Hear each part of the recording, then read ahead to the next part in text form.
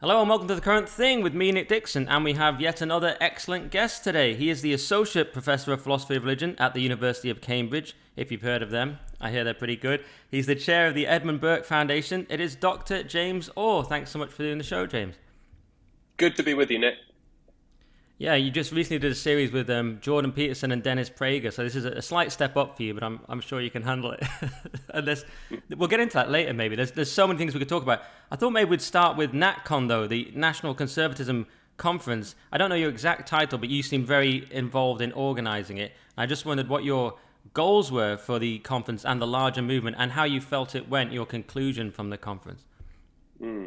Sure. Yes, I'm chair of the Edmund Burke Foundation UK, as you kindly mentioned. And in that capacity, I chaired the organising committee for NatCon UK, the inaugural conference of National Conservatism here in London and back in May.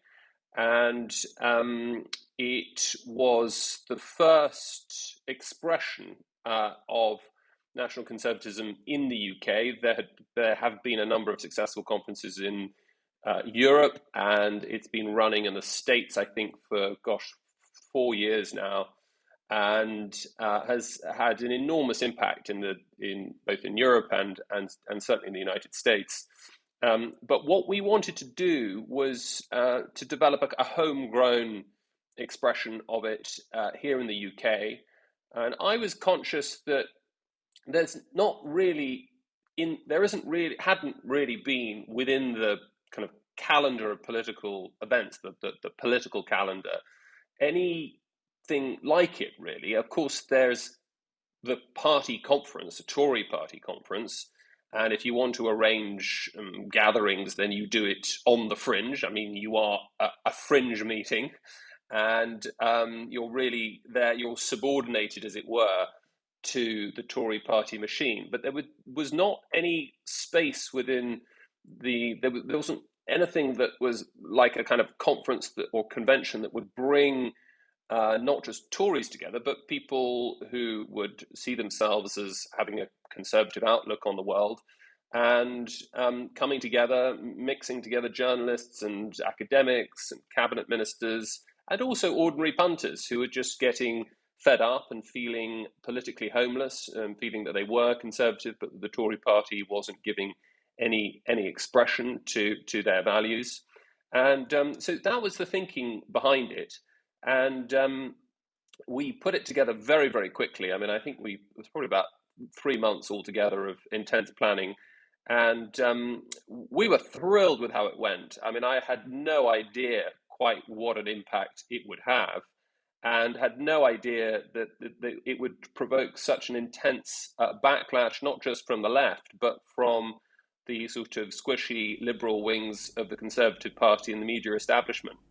There was a very intense reaction, criticism from all sides, in fact. We had criticism from the sort of libertarian crowd that felt that the NatCon movement was insufficiently invested in free trade and the free markets.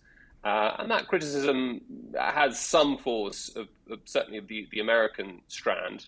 But I mean, I think it was what we did, in fact, was to showcase and have with us guests who were like Lord Frost, who I think has been on your podcast before, Jacob Rees-Mogg, Dan Hannan, figures who are probably more at the Whiggish end of the Tory spectrum. So I didn't think that those weren't really fair criticisms, but they were honest. They were good faith criticisms. And then I think, yes, from the other side, I mean, aggressive reactions from the left.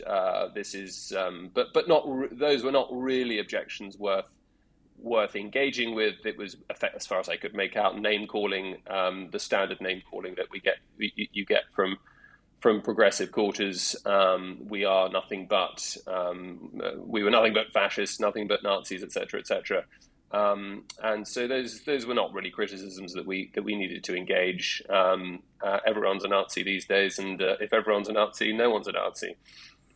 Yeah, absolutely. And no, it was a great event. I really like the fact that the you said grace as well before the opening dinner. I thought that was quite bold in this day and age. So yeah, and so many interesting speakers. The strangest attack was from Matt Hancock, who condemned Danny Kruger's speech and called it a fringe view, a belief in the family. He was referring to a belief in the normative family was, I think, this phrase Kruger used. I thought that was completely bizarre. I mean, as you say, there were Conservative MPs there, Rees-Mogg, Suella Braverman, I think, and Lord Frost and so on, and of course Danny Kruger, who I've just mentioned. But does this make you think we have some hope in the Conservative Party because they're there? But then the reaction of Hancock, does that make you think actually there is no hope for the Conservative Party? What's your take?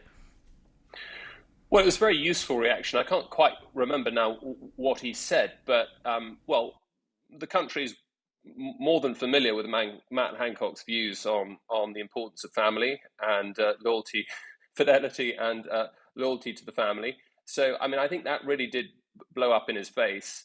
But it was usefully clarified some, big divisions within British conservatism. And, the idea that one should deny that the family is a sort of basic unit, a basic starting point for conservative philosophy from Burke onwards, was quite extraordinary. What it did was it very usefully exposed fissures within the conservative movement, and it was a sorting mechanism, really. The reaction was a kind of political Rorschach test, and it showed, if you care about the family, you recognize the importance of the family as that fundamental pre-political institution, that institution that tyrants and totalitarians always and everywhere want to erode and break down, because it is, as it were, it represents,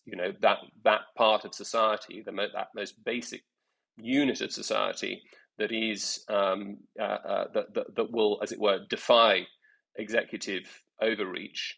That I thought was very useful. So I wasn't troubled by that at all. In fact, I was, I welcomed it, because the reaction that it elicited, that kind of reaction showed just what a challenge Conservatives have got when it comes to winning the argument. The fact that there was so much, as it were, friendly fire from the likes of Hancock showed that sort of exposed this sort of schizophrenic character of the contemporary Conservative Party.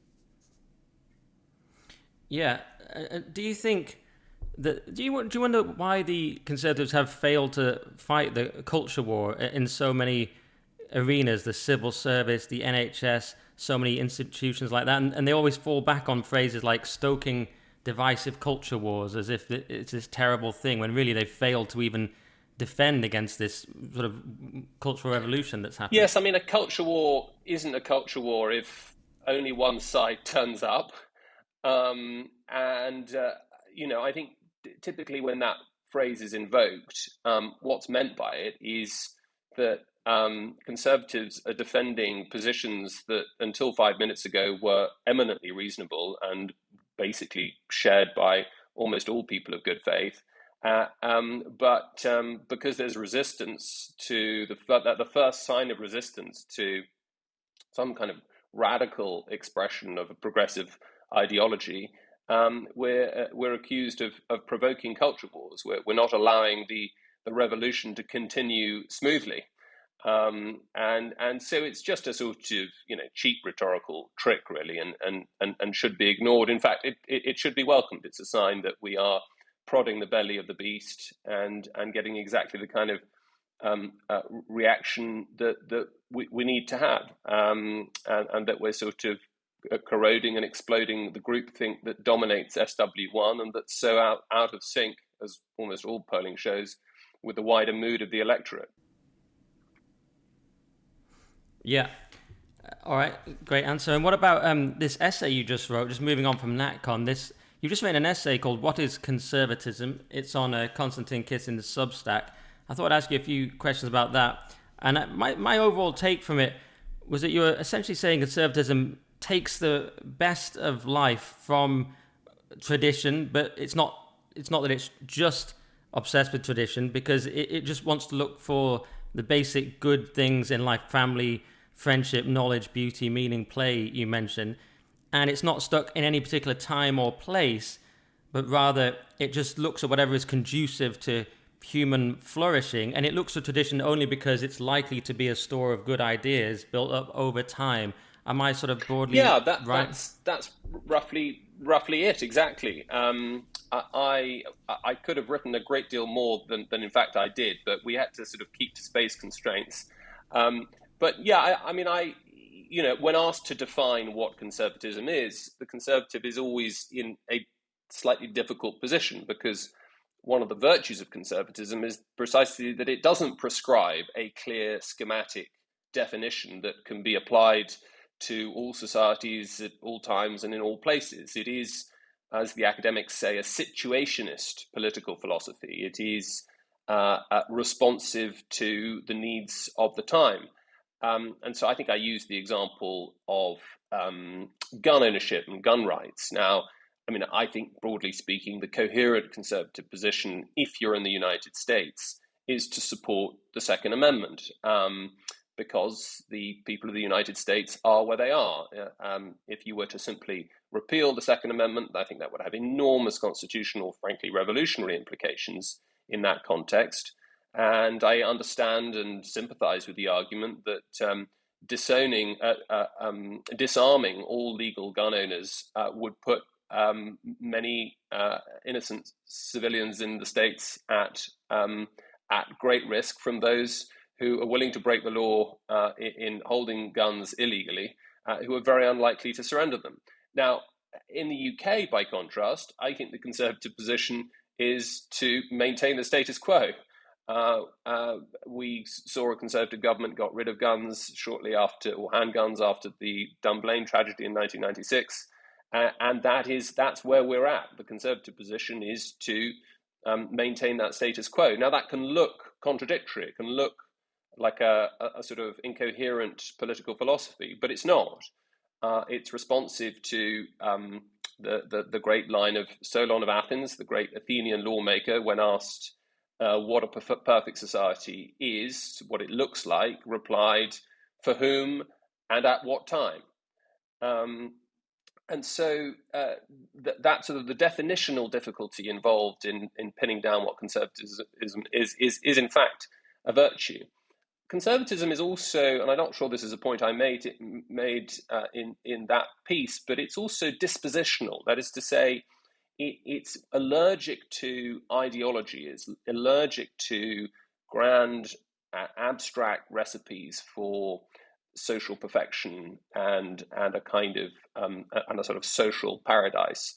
I think sometimes this is a little bit overplayed. I mean, Roger Scruton and others were keen on saying that conservatism is really a habit of thinking. It's a way of thinking way of thinking about the world. It's an approach. It's a disposition rather than an ideology. Now, I think there's a bit more to it than that. I think the conservative is non-negotiably committed to certain certain tenets, certain axioms. To do with the importance of order, the importance of the transcendent, whether that's God or whether it's some recognition of a natural law, that is to say, an objective moral universe that transcends the here today, gone tomorrow moral stipulations of any given society or parliament. I think the Conservative will be also keen on linking freedom to property. I think that's an important idea that conservatives believe that freedom is not really freedom if you can't express it through property, through having your own, as it were, portion of the world that you can call your own. And I think there are one or two others. I mean, I think there's a recognition that that change, it may not always be a good idea.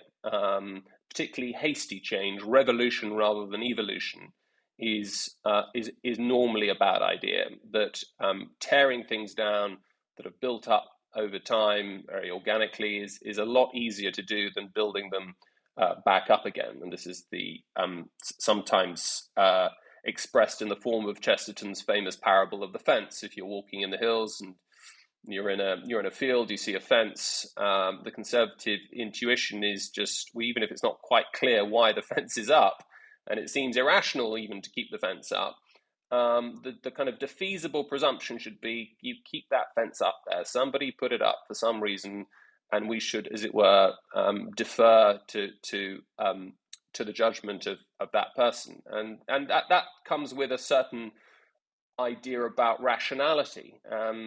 We'd like to think of reason these days as something that is quite sort of procedural, that can make sense to any given individual. The conservative sees reason as being something that's a lot more subtle than that. Reason can be tacit, for example.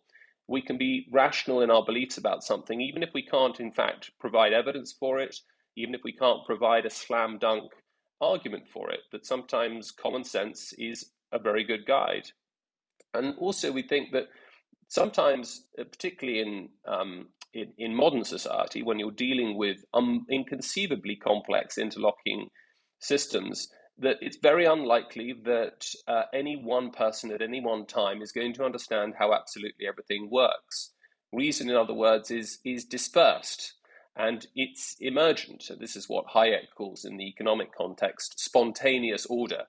Order emerges not from some central planner in Whitehall telling us how to run everything, or from some economist in the Treasury guessing what the price of milk has to be from day to day, but through, as it were, the spontaneous order that emerges from the free exchange between vast numbers of people. In the case of the price mechanism, that the markets will do that. In the case of the law, for example, the common law does that very well within the Anglosphere. Typically, there's been, at least until recently, a preference for case-by-case judgments that emerge from concrete situations, concrete human scenarios, and not from some parliament in the middle prescribing what laws must be for all time. And that's a very sort of subtle and more fine-grained way of establishing and discerning the principles of natural justice than the sort of top-down dirigiste, statute-first approach that you might see in a place like France. It's a sort of inductive, empirical approach, and it's good to know that point about gun ownership as well, because I've always thought you should have the Second Amendment in the US, but I wouldn't necessarily introduce guns to London now with our stabbing problem and our dense population. I always thought that was just me being whimsical, but it's good to know actually that's got some conservative reasoning behind it. And you also, because you spoke in fact about the suppleness of conservatism, its responsiveness to situations within a given community. And I suppose people don't really think of conservatism as supple, except perhaps Jacob Rees-Mogg reclining on the benches of the House of Commons, but it's not a way that people really think of it. So that was very interesting. But you did also talk about the necessity for order as well within it.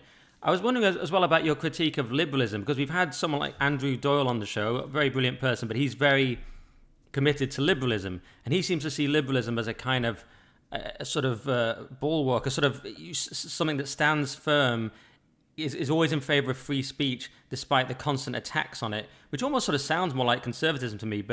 But whereas you are sort of not particularly thrilled with liberalism, you say at the end, the conservative outlook orients a society towards everything that it must protect and preserve if it is to enjoy the ordered freedom and relational flourishing that liberalism rightly craves but can never achieve.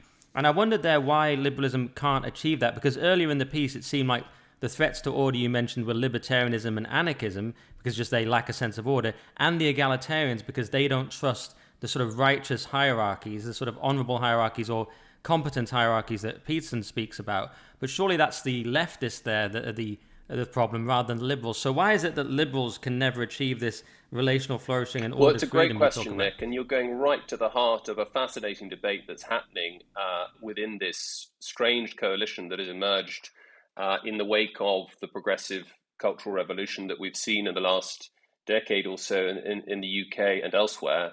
And so I don't think I would differ for one moment from Andrew when it comes to diagnosing the problem and as it were, thinking through what the immediate solutions to it are. Where we probably would differ, and where I differ from my liberal friends, would be on whether or not what we're seeing in this cultural revolution is a feature of liberalism or a bug. My claim is that it's a feature of liberalism, that this is the way that liberalism was always going to end up. Whereas I think Andrew and others would say, no, this is a strange aberration. Please, can we go back to, I don't know, 2013 when things weren't quite as bad, and just keep that going. My view is that liberalism has within it a kind of emancipatory momentum. That is to say that the liberal is always looking to free X from Y. That is what the liberal does. And so when liberalism achieves, to a stunning degree and at an extraordinary speed, its sunlit uplands, it's always restless. It's always wondering, well, what about the 0.6% of the population who might prefer the moonlit uplands? What about them? We must emancipate them. We must keep liberating. And so it's very difficult to convince the liberal who finds himself on his sunlit uplands to become a conservative and to say, well, look, just lock in your gains and conserve things as they are. Because, as it were, the revolution is never over. The project of liberating every individual from the unchosen obligations and bonds that every human being is born into. I mean, literally, we're literally tied by a biological cord to the human being who brings us into the world. But those are completely unacceptable and to the liberal mindset. Now, conservatives have the reversed problem. I mean, the conservative is faced with the problem, well, what happens, what do you do when you need to stop conserving and you need to change? You need to accept the need for change. So it's a sort of reverse problem. But I think that, yes, I think that what we're seeing now is, as it were, something that springs out of the liberal mindset. It's maybe a kind of metastasis within liberalism, but it's not something that you see in countries that are much less liberal. Yeah, so I suppose one question there would be, where do you stop and lock in these gains? Because one place I differed from Andrew Doyle was that he thought political correctness was a good thing. I thought it was already a bad thing, whereas he sees wokeness as perhaps political correctness going too far, whereas I say political correctness was always a bad idea. So they might cite something like the civil rights movement or something like that. So where do you sort of lock in these gains? At what point do you do it? Yes, I mean, that would really be a question for them. I mean, the Conservative doesn't have sunlit uplands. There is no perfect utopia that we're constantly rushing to the barricades to achieve. That partly, I think, springs from a big philosophical difference about human beings and what human beings are. And I think this is a bit crude, but plausible. That there's a distinction for the liberal. Human beings are in effect but basically perfect, basically morally well disposed, and that where they act badly, the explanation for that comes from the shackles that society has unjustly imposed upon them. Whereas I think the conservative approach is a bit more clear-eyed and insist that human beings are fallen and fallible and fragile, and you might want to add another F word in there, and that human nature actually doesn't change very much. Human beings are not perfectible. It is possible, and indeed I think advisable, for governments to think about how we could help citizens become more virtuous, but governments should not be prescribing to citizens how they ought to behave, and governments should also recognize that there is, as it were, the line between good and evil, as Solzhenitsyn says. It's often quoted, but it's often quoted because it's true, doesn't run between nation states, but right down through the middle of the human heart. And so the conservative allergy to the sunlit uplands and the allergy to this idea that history is always moving in one direction, that the moral arc of history is moving in one positive direction all the time, is a way of thinking about human change and history that is simply implausible and doesn't properly reflect what human beings are.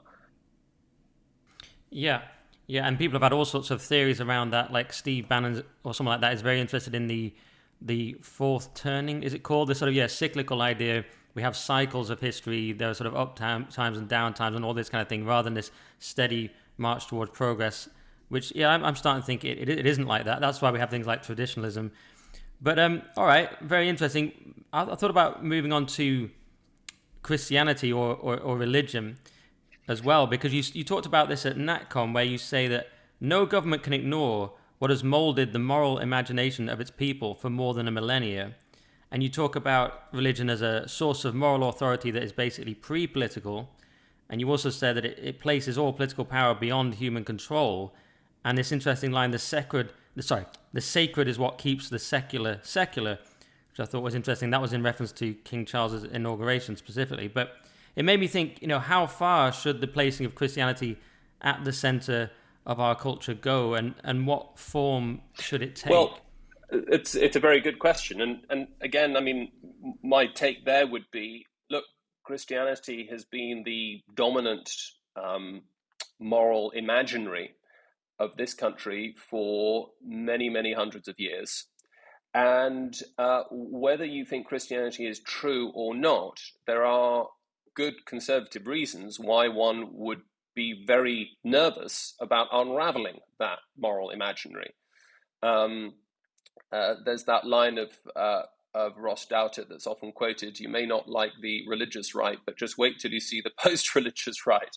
I mean, I think you could probably apply that to the left too. You may not like the Christian socialists, but just wait till you see the post-Christian socialists. Well, we actually do know how that worked out in the shift from Christian socialism to Fabian socialism, and of course to Bolshevism in the USSR. So again, there's a sense that, look, we've got a system that has worked. There's a kind of purely pragmatic argument for Christianity occupying the kind of the heart of the nation's way of thinking about the world in normative terms, and the thought is we mess with that at our peril.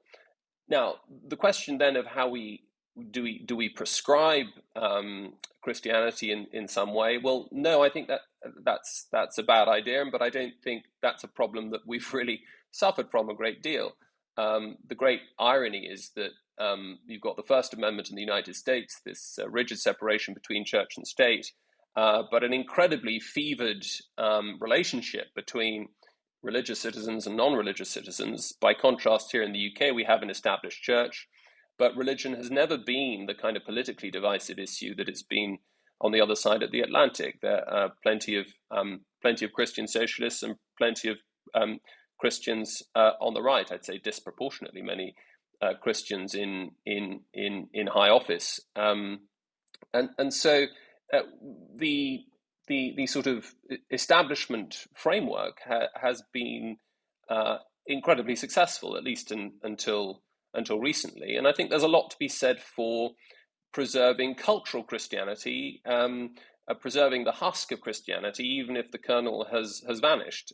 Again, I think a culturally Christian nation is, all other things being equal, a flourishing nation, a nation in which people can flourish whether you are a Christian or whether you're not. In fact, I take the view that a country committed to the seriousness of the importance of Christianity will usually be a lot more relaxed about including and engaging with people from different religions than in a country that aggressively prescribes a kind of programmatic procedural secularism, as is the case in France. Laïcité, so-called the sort of secular project of the French Republic or French republics, I don't think has which in a way distills the great liberal project of creating a completely neutral public square that is that excludes all expressions of religious commitment. That, in fact, has not worked out very well indeed. It's been a real problem. So it's not something we should be ashamed of. It's not something we shouldn't be rejoicing at the demise of Christianity.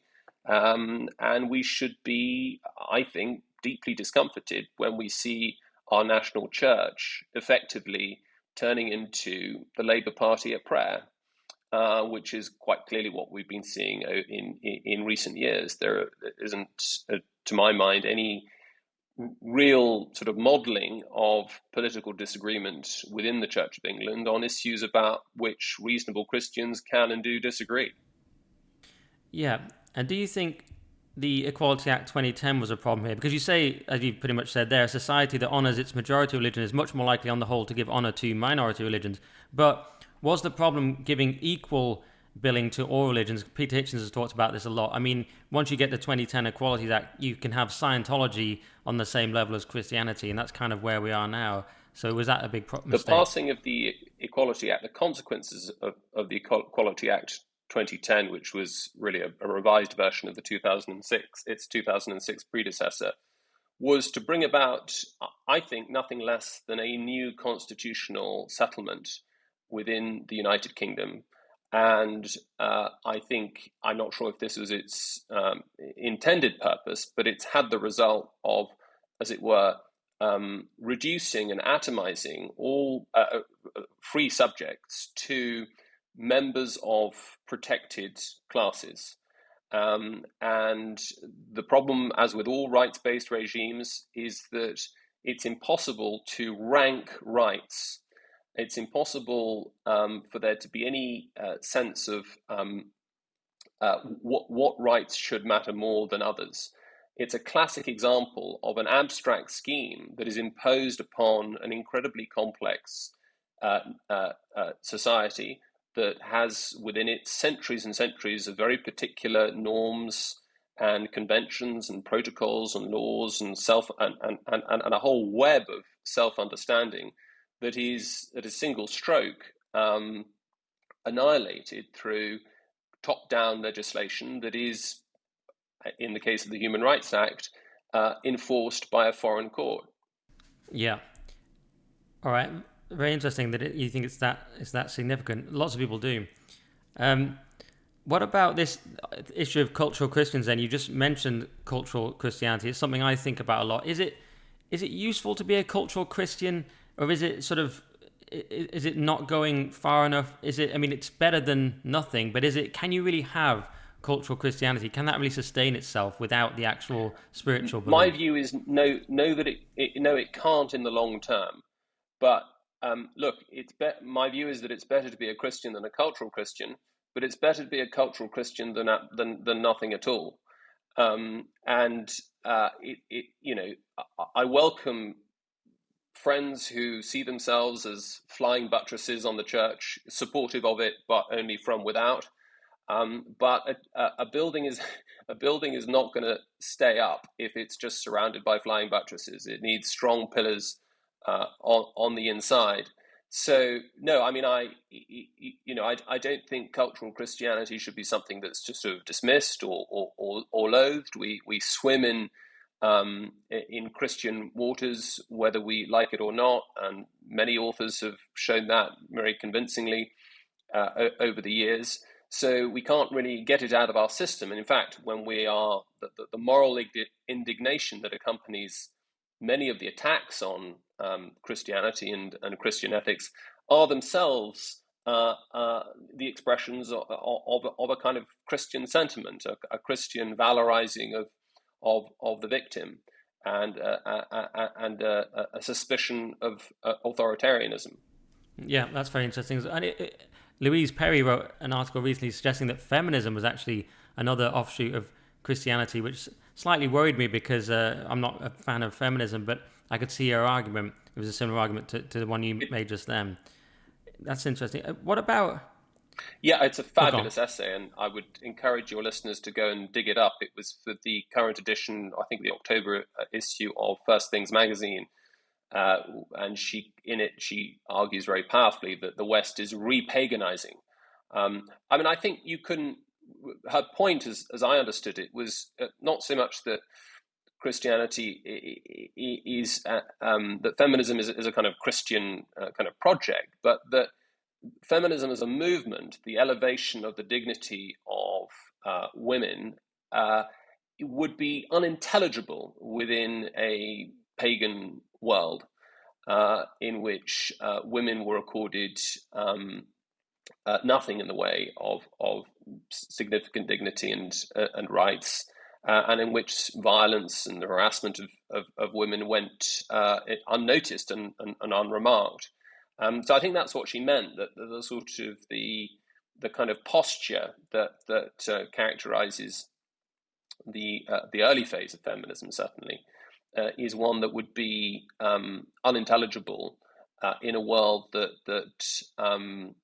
Christianity hadn't touched. Yeah, that's it exactly. What about your own view on the Bible? You did this excellent series with Jordan Peterson, as I said, Dennis Prager, other big hitters, and of course you held your own amongst them. And why wouldn't you? You're an expert on this. But I was watching it quite patriotically. Every time you made a good point, I was like, yes, get in, James, because I can reduce anything to basically a football match. But it was a great series. I haven't watched all of it yet. We're doing our own incredibly humble version of it on this podcast with the Reverend Dr. Jamie Franklin. I mean, he knows his stuff, but I'm just a sort of layman asking questions like, why was Noah so old and things like that. But did you learn anything new about the Bible from doing this Exodus series? Did anything surprise you from doing this series with Jordan Peterson and others? The Bible is a perennially surprising text. I mean, I've been reading it, on and off 20 years pretty intensely, and I am always, I can read a passage that I've read many, many times before, and I will learn something new.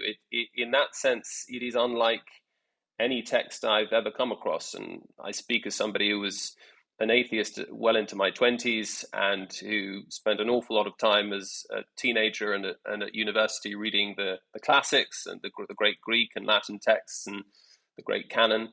And nothing in the classical canon is like the Bible in that way. And I think that emerged, as I remember. I haven't actually watched the Exodus documentaries you referred to yet, but I remember the conversations very well. What was interesting about it is that, although, I mean, I think there were there are probably 3 or 4 of us around the table who go to church.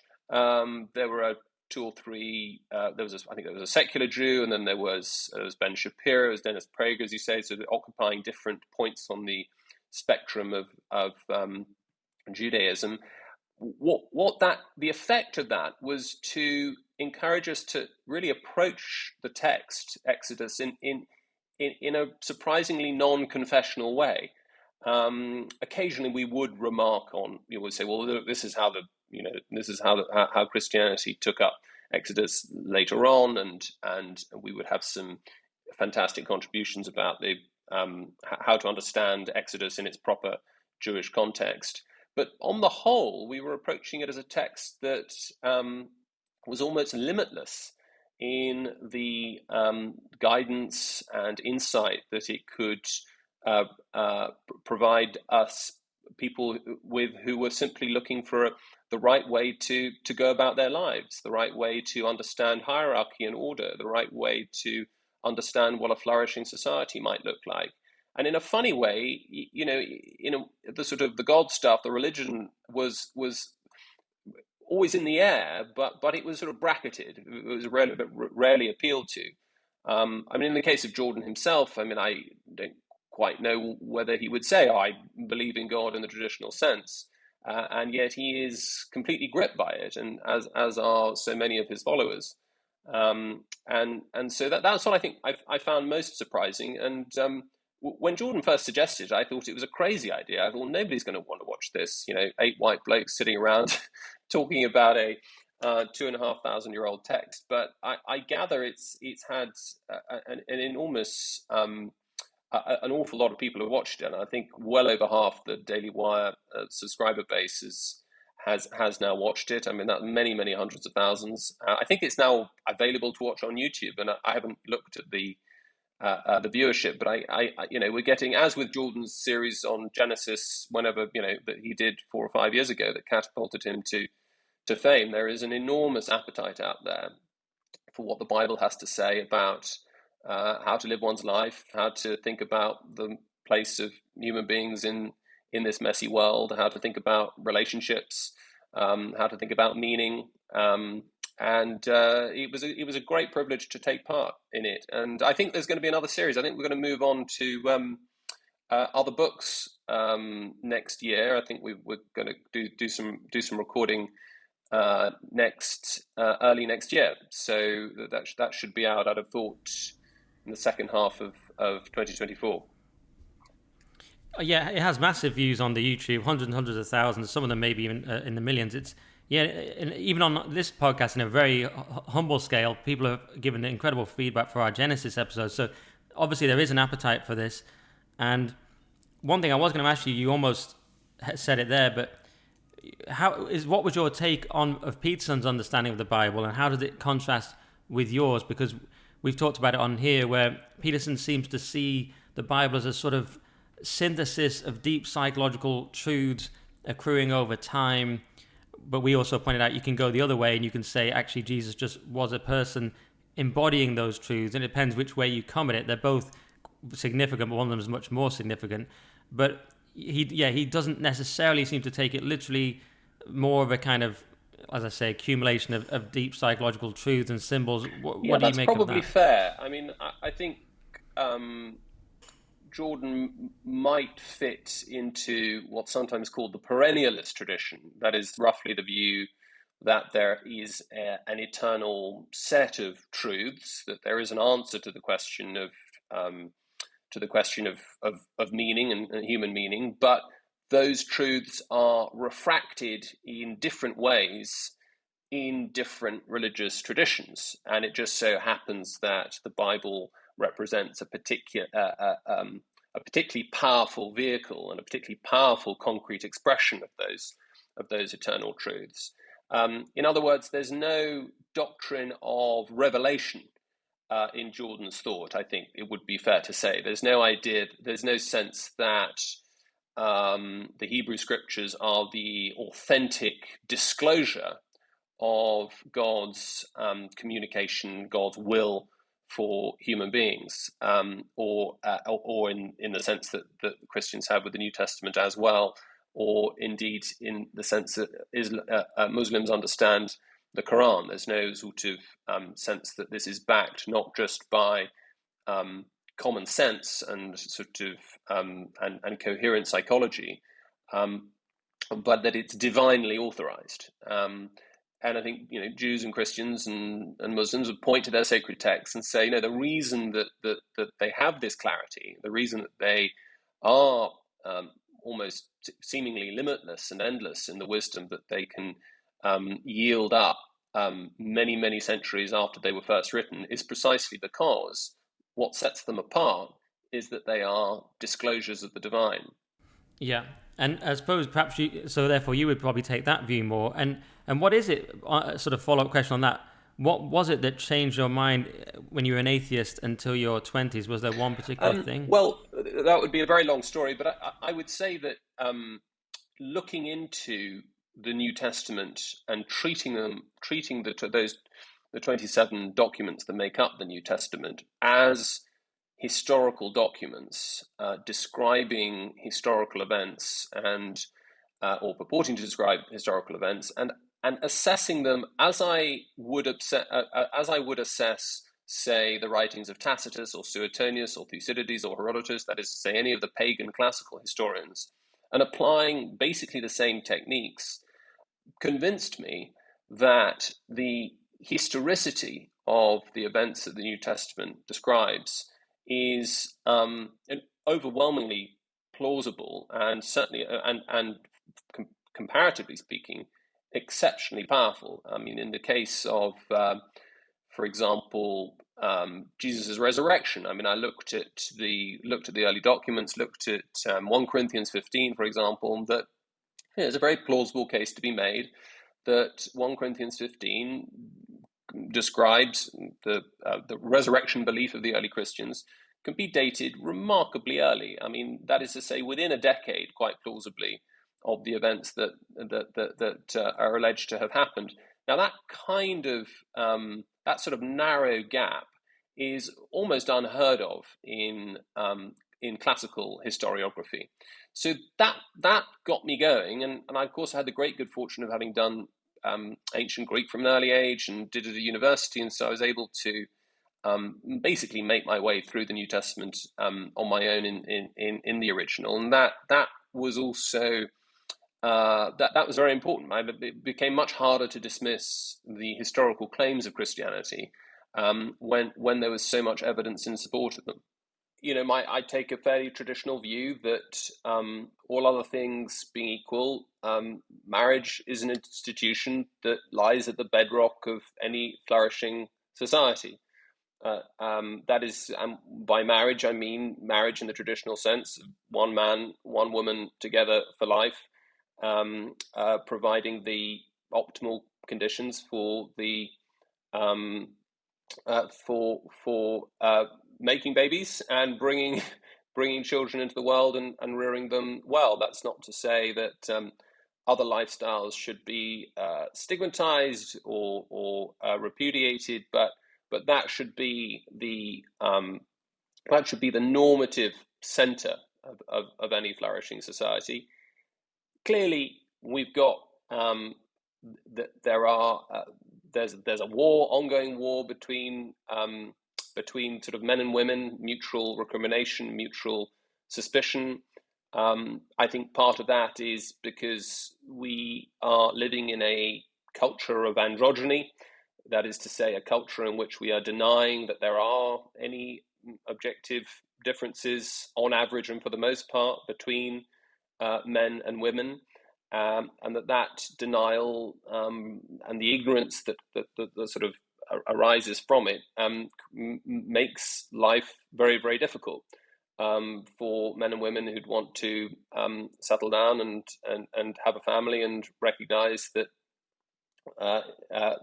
there's a complementarity between men and women, and that needs to be navigated very, very carefully, preferably without government intervention, but in some cases with government intervention. That is to say, I think that the government,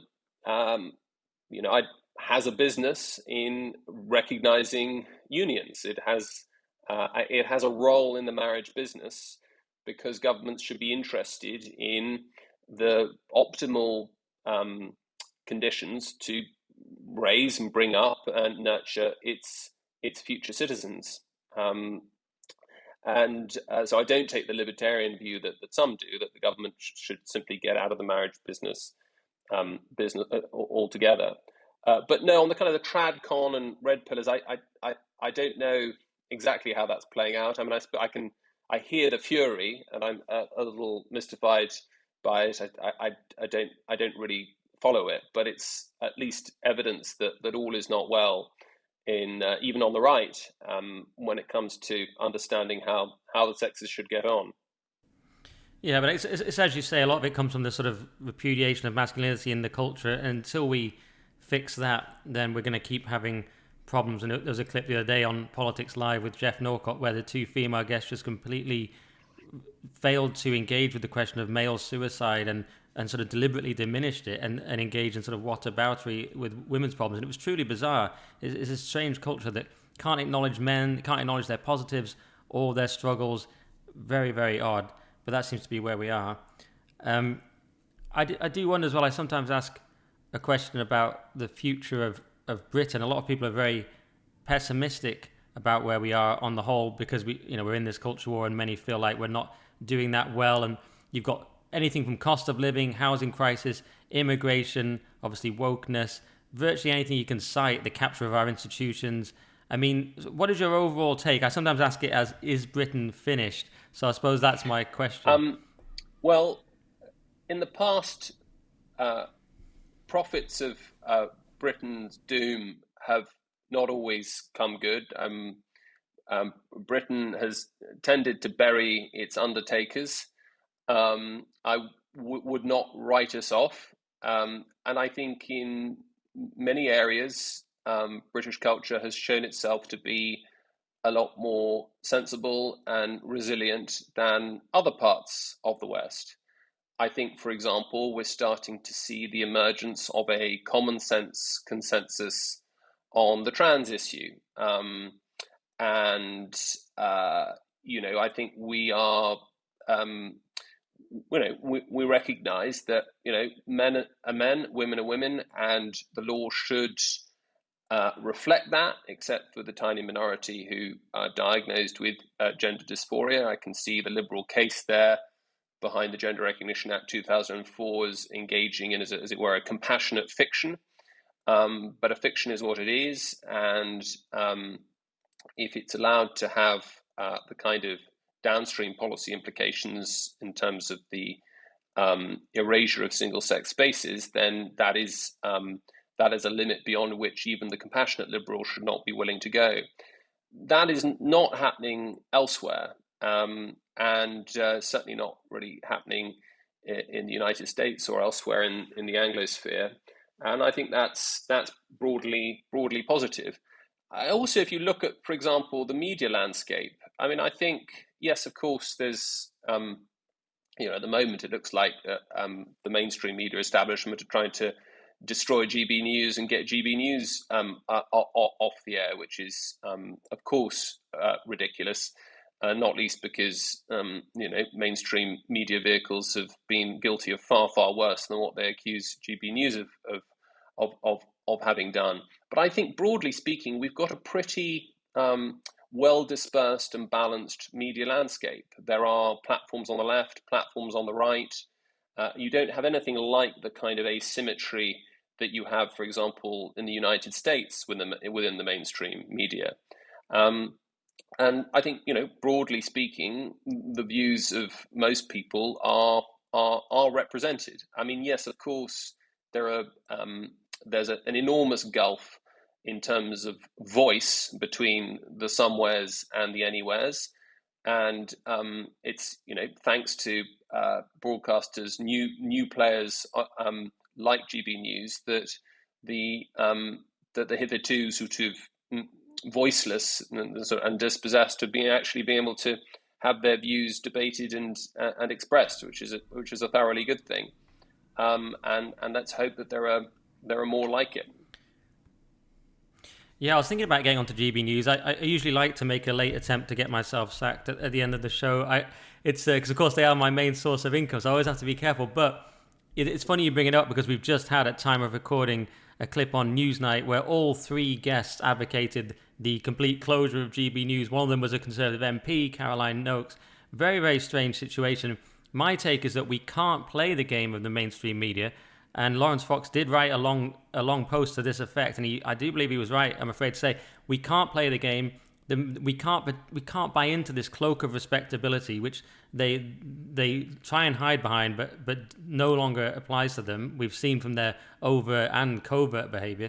So I would say we just have to say we understand you're just trying to shut us down, and we just can't play ball with that. But what we seem to do is capitulate to it. We try and play by civils, Queensberry rules that just aren't there anymore. What do you think to that? Yeah, I think that's probably right. I mean, the double standards are there for all to see.